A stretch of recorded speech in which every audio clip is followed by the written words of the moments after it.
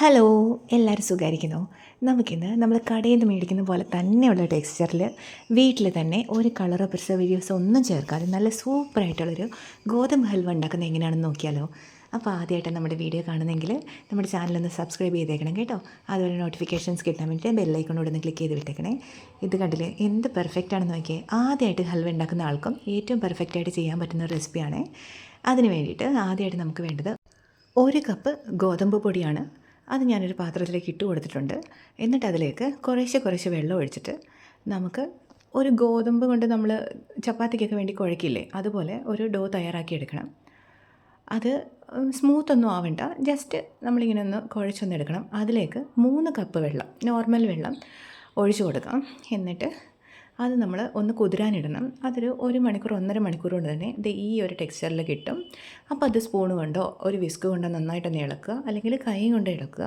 എന്നിട്ട് അതിൻ്റെ പാല് മാത്രം നമുക്കൊന്ന് അരിച്ചെടുക്കണം. ഇതിൽ വേസ്റ്റ് ആയിട്ടുള്ളതെല്ലാം നമുക്ക് കളയാം. അത് ഞാൻ കൈ കൊണ്ട് ഒന്നുകൂടെ ഞെരടി കൊടുക്കുന്നുണ്ട്. എന്നിട്ടിത് ഒരു അരിപ്പയിലേക്ക്, കണ്ണകളുള്ള അരിപ്പയാണ് എടുത്തിരിക്കുന്നത് കേട്ടോ, അതിലേക്ക് ഒഴിച്ചിട്ട് ഇതിൽ ഈ പാല് മാത്രം നമുക്ക് സെപ്പറേറ്റ് ആക്കി എടുക്കണം. അപ്പോൾ നമുക്ക് ഞാനിപ്പോൾ ഈ കൈ കൊണ്ട് ഞാൻ ഉടച്ചില്ലേ, ആ ഒരു വേസ്റ്റ് നമുക്ക് അരിപ്പയിൽ കിട്ടും. അപ്പോൾ അതെല്ലാം ഒന്ന് അരിച്ചെടുക്കാം.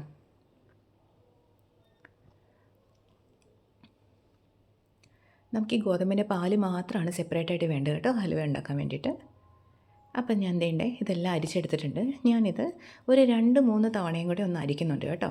2-3 തവണയും കൂടി അരിക്കുമ്പോഴാണ് ഇതിൻ്റെ വേസ്റ്റ് ഒന്നും ഇല്ലാതെ നമുക്ക് നന്നായിട്ട് കിട്ടുന്നത്. എനിക്കിത് ഇത്രയും കിട്ടിയിട്ടുണ്ട്. നമുക്കിത് ഒന്നുകൂടെ ഒന്ന് അരിച്ച് നോക്കാം കേട്ടോ. 1-2 തവണ, ഞാനൊരു 2-3 തവണ ടോട്ടൽ അരിച്ചിട്ടുണ്ട്. അപ്പോൾ നമുക്ക് ഇതിൻ്റെ വേസ്റ്റ് എല്ലാം പോയിട്ട് ഈ പാല് മാത്രമായിട്ട് കിട്ടും, നല്ല സ്മൂത്തായിട്ട് കിട്ടും. ഒന്നുകൂടെ ഒന്ന് അരിച്ചെടുത്ത് ഞാൻ കാണിച്ചു തരാം കേട്ടോ. നമ്മൾ ഒന്നുകൂടെ അരിക്കുമ്പോഴും നമുക്ക് ചെറുതായിട്ടൊക്കെ ഇതിൻ്റെ ഒരു വേസ്റ്റ് നമുക്ക് കിട്ടും. നമുക്ക് ഒട്ടും തന്നെ തരിയില്ലാതെയാണ് ഇത് വേണ്ടത്. കണ്ടില്ലേ, ഒരു ലേശം കൂടെയൊക്കെ വരുന്നുണ്ടല്ലേ. അപ്പോൾ അതോടെ നമുക്കൊന്ന് ക്ലിയർ ആക്കി എടുക്കാം.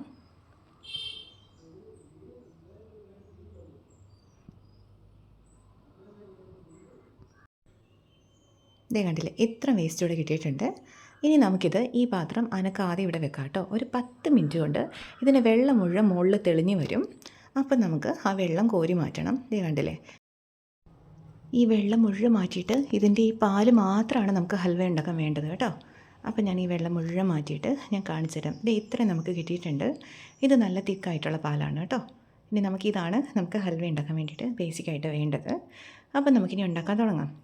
ആദ്യമായിട്ട് ഒരു നോൺ സ്റ്റിക്കിൻ്റെ കടായി എടുക്കുക. അതൊന്ന് ചൂടായി വരുമ്പം അതിലേക്ക് വെളിച്ചെണ്ണ ഒഴിച്ച് കൊടുക്കുക. നമ്മൾ ഈ കടയിൽ കറക്റ്റ് ടേസ്റ്റ് നമുക്ക് കിട്ടണമെങ്കിൽ വെളിച്ചെണ്ണയാണ് നല്ലത്. നമ്മൾ വീട്ടിലുണ്ടാക്കുന്നത് നമ്മൾ നെയ്യ് ഒഴിച്ചുണ്ടാക്കുമല്ലോ. ഇതിപ്പോൾ കടയിൽ അതേ ടേസ്റ്റ് കിട്ടാൻ വേണ്ടിയിട്ടാണ് ഞാൻ വെളിച്ചെണ്ണ ഒഴിച്ചിരിക്കുന്നത്. നെയ്യ് വേണ്ടവർക്ക് നെയ്യ് ചേർക്കാം, വേണേൽ രണ്ടും കൂടെ മിക്സ് ചെയ്ത് എടുക്കാം.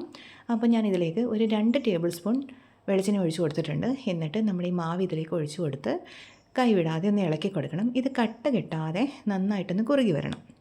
ഇത് കണ്ടില്ലേ, നന്നായിട്ട് തന്നെ കുറുകി വന്നിട്ടുണ്ട്, കട്ടകളൊന്നുമില്ല. ഇതിലേക്ക് നമുക്ക് തയ്യാറാക്കി വെച്ചിരിക്കുന്ന ശർക്കര പാനി ചേർത്ത് കൊടുക്കണം. നിങ്ങൾ ശർക്കര പൊടിച്ചതാണ് ചേർക്കുന്നതെങ്കിൽ ഇപ്പം ചേർക്കാം. ശർക്കര പാനിയാണെങ്കിൽ 1/4 കിലോ ശർക്കരയുടെ പാനിയാണ് ഞാനിതിലേക്ക് ചേർത്ത് കൊടുത്തിരിക്കുന്നത്. ശർക്കര പാനി ഉണ്ടാക്കാൻ എല്ലാവർക്കും അറിയാമല്ലോ. അപ്പോൾ കുറച്ച് വെള്ളം ഒഴിച്ച് ശർക്കര പാനിയാക്കി അത് ചേർത്താൽ മതി. ഇനിയിപ്പോൾ നിങ്ങൾ പഞ്ചസാരയാണ് ചേർക്കാൻ ഉദ്ദേശിക്കുന്നതെങ്കിൽ പഞ്ചസാര കരിച്ച് കുറച്ച് ചേർക്കാം. ബാക്കി മധുരത്തിനുള്ള മീതി പഞ്ചസാര വെറുതെ ചേർത്താൽ മതി. എന്നിട്ട് കൈവിടാതെ ഇളക്കിക്കൊണ്ടിരിക്കുക. ഇപ്പോൾ നോൺ സ്റ്റിക്ക് പാൻ ആയതുകൊണ്ട് തന്നെ നമ്മൾ ഒരു ഉരുളിയിലോ അല്ലെങ്കിൽ ഈ അലുമിനിയത്തിൻ്റെ പാത്രങ്ങളിലൊക്കെ ഉണ്ടാക്കുന്ന പോലെ നമ്മൾ ഒത്തിരി ഇട്ട് ഇളക്കേണ്ട ആവശ്യമില്ല. നമുക്ക് എളുപ്പമാണ്. അധികം കരിഞ്ഞു പോകുമെന്നോ കട്ട പിടിക്കുമെന്നോ അങ്ങനെയുള്ള പേടിയൊന്നും വേണ്ട കേട്ടോ. അപ്പോൾ ഇങ്ങനെ ഇളക്കി കൊടുക്കുമ്പോൾ ഇത് ഈ ശർക്കര എല്ലാം കൂടി ലയിച്ച് ഇതിങ്ങനെ ഒരു തിന്നായിട്ട് വരും കുറച്ച്. എന്നിട്ട് നമ്മൾ ഇടയ്ക്കിടയ്ക്ക് വെച്ച് കുറേശ്ശെ കുറേശ്ശെ വെളിച്ചെണ്ണ ഒഴിച്ചു കൊടുക്കുക. വെളിച്ചെണ്ണയല്ല, നെയ്യാണ് ഒഴിക്കുന്നതെങ്കിൽ നെയ്യ് ഒഴിച്ചു കൊടുക്കുക. എന്നിട്ട് ഇങ്ങനെ ഇളക്കിക്കൊണ്ടേ ഇരിക്കുക. ഫ്ലേവറിന് വേണ്ടി ഞാൻ ചേർത്ത് കൊടുക്കുന്നത് ഏലക്കാപ്പൊടിയാണ് കേട്ടോ.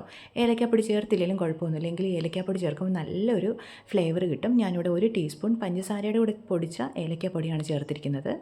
എന്നിട്ടിങ്ങനെ ഇളക്കിക്കൊണ്ടേ ഇരിക്കുക. ഇത് നന്നായിട്ട് പാത്രത്തിൽ നിന്ന് വിട്ട് വരും.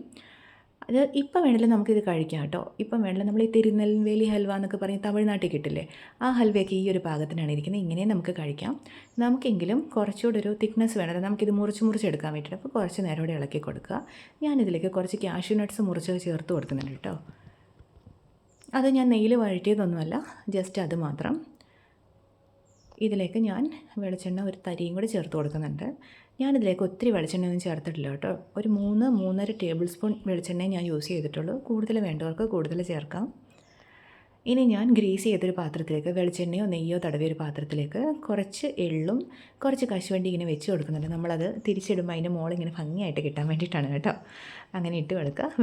എള്ളുണ്ടെങ്കിൽ വെളുത്ത എള്ളാണ് ഞാൻ ചേർത്തിരിക്കുന്നത്. അതുകൂടെ കുറച്ച് അതിലേക്ക് വിതറി കൊടുക്കുക കേട്ടോ. എന്നിട്ട് ഈ പാത്രം റെഡിയാക്കി വെക്കുക. നമ്മുടെ ഹൽവ റെഡിയായത് നമുക്കിതിലേക്ക് ഒഴിച്ച് കൊടുത്ത് ഒന്ന് പ്രസ് ചെയ്ത് കൊടുക്കേണ്ടതാണ്. അപ്പോൾ റെഡി ആയിട്ടുള്ള ഹൽവ ഇതിലേക്ക് തട്ടി കൊടുക്കാം. കണ്ടില്ലേ, സ്മൂത്തായിട്ട് തന്നെ നമ്മുടെ പാത്രത്തിൽ നിന്ന് വീഴും, എവിടെ ഒട്ടിപ്പിടിക്കില്ല. എന്നിട്ട് ഞാൻ ഈ സ്പാച്ചില വെച്ച് തന്നെ ഒന്ന് ഞെക്കി കൊടുക്കുന്നുണ്ട്. നന്നായിട്ടൊന്ന് അമർത്തി കൊടുക്കുക. അപ്പോൾ ഇങ്ങനെ ഇടയ്ക്ക് വെച്ച് എയറൊന്നും ഇല്ലാതെ നല്ല രീതിയിൽ ഇത് നമുക്ക് പിന്നെ സ്ലൈസ് ചെയ്തെടുക്കാൻ പറ്റും. ഇനി ഇത് നന്നായിട്ട് തണുക്കട്ടെ. തണുത്തതിന് ശേഷം നമുക്കിത് ഒരു പാത്രത്തിലേക്ക് അമഴ്ത്തിയിട്ട് നോക്കാം കേട്ടോ. ഞാനിത് രാവിലെ ഉണ്ടാക്കിയതാണ്. ഞാൻ ഉച്ച കഴിഞ്ഞാണ് ഇത് എടുക്കുന്നത് കേട്ടോ. ഉച്ച കഴിഞ്ഞ് എടുത്തപ്പോഴത്തേക്കും നന്നായിട്ട് തണുത്തിട്ടുണ്ട്. ഇനി നമുക്കിതൊരു പാത്രത്തിലേക്ക് ഒന്ന് കുടഞ്ഞിട്ട് നോക്കുന്നത് ഈ സൈഡെല്ലാം വിട്ട് വരുന്നുണ്ട്.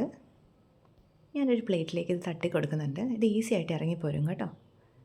ഇതേ കണ്ടില്ലേ, നല്ല സ്മൂത്തായിട്ട് നല്ല ഭംഗിയായിട്ട് വന്നിട്ടുണ്ട്.